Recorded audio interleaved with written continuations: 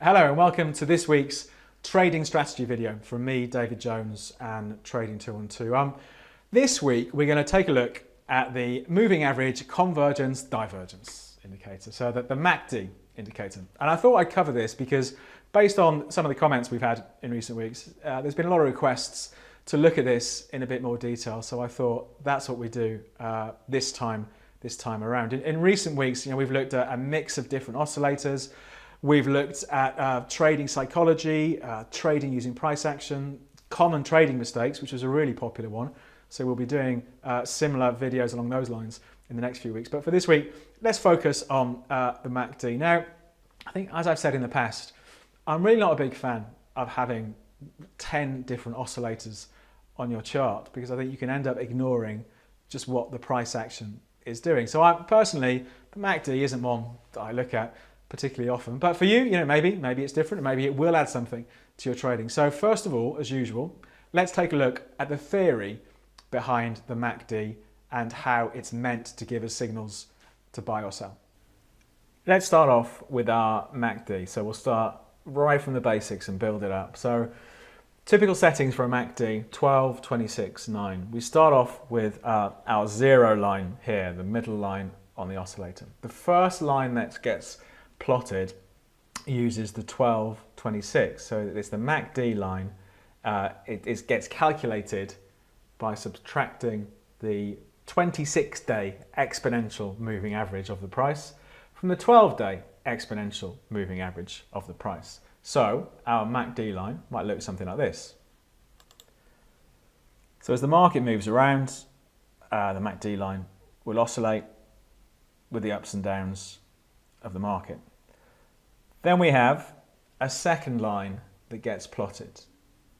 So this is the 9 part of the calculation. So this is a moving average of this line. So it's designed to try and smooth out that line and give us some signals. So let's start drawing that. So the signal line might look something like this. So it's a 9-day moving average of this blue line. So it will lag behind, but trace out, broadly speaking, a similar sort of pattern to that line, and it looks something like this. So it's called the signal line because this is where we get the signals from. So from a very straightforward point of view, a crossover up here would be a sell signal. So when the MACD line falls below that signal line, we get our sell signal, and then an upward cross down here would be a buy signal, and so the whole thing goes on. But then on top of that, we have a thing called the histogram, which I'm not going to do a very good job of drawing, so I'm just going to do a brief example of that. So the histogram shows how close these lines are to crossing over. So down here, when they're quite far apart, it might look like this, and they get closer and closer and closer, and then we get the cross. So some people might use the direction of the histogram as a way of almost second guessing when the signal is going to come. And then finally, above the zero line, when the lines are above the zero line, the market is thought to be in a bullish mode. It's going up, the trend is up.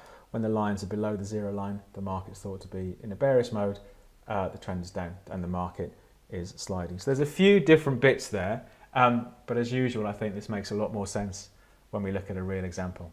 So there we go, there's the theory behind the MACD. I suppose it's pretty similar to slow stochastics in a way, which is something that we've covered before, this idea of a crossover, the two lines crossing over and generating the buy and sell signals.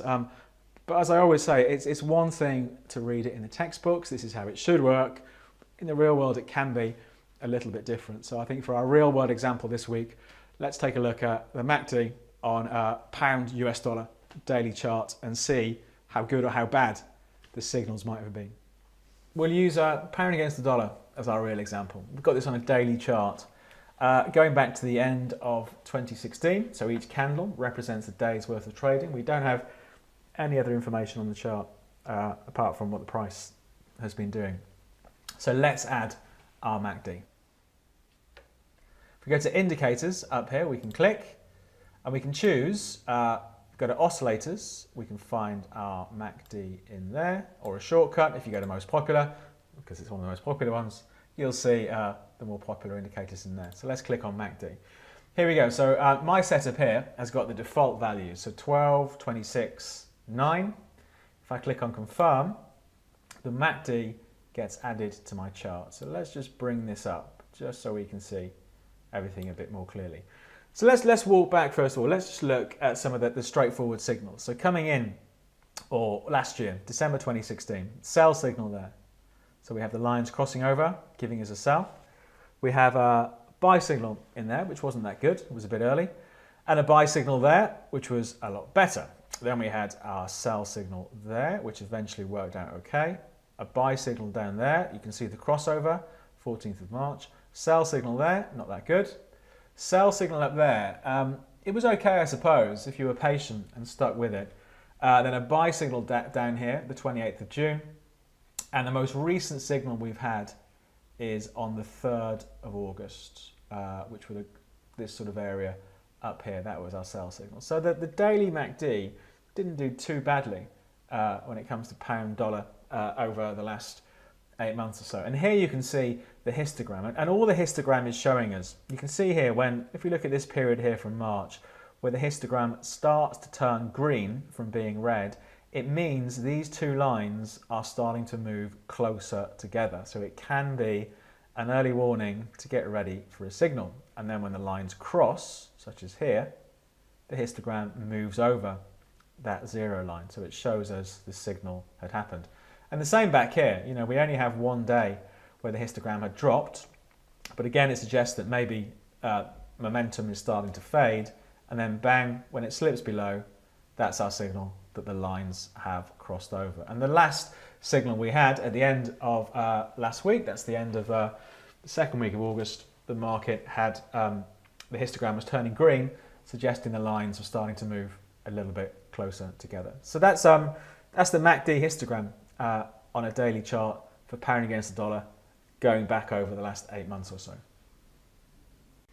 So there we go. It actually didn't do too badly, despite my cynicism about having lots of different oscillators. I'm still a bigger fan of looking at the price first. I'd say don't let oscillators obscure the fact of what's going on in the market. So if you haven't watched those price action trading strategy videos, make sure you watch those. But for this week, we'll start to wrap things up. As usual, if you'd like anything covered in the future that you think we've missed, leave us a message in the comments below. If you like the video, click the thumbs up, and to make sure that you never miss out, if you subscribe by clicking the button that should have magically appeared here, you'll get notified when the next videos get uploaded. But from me, David Jones, and Trading 212, we'll wrap things up there, and I hope you have a good trading week.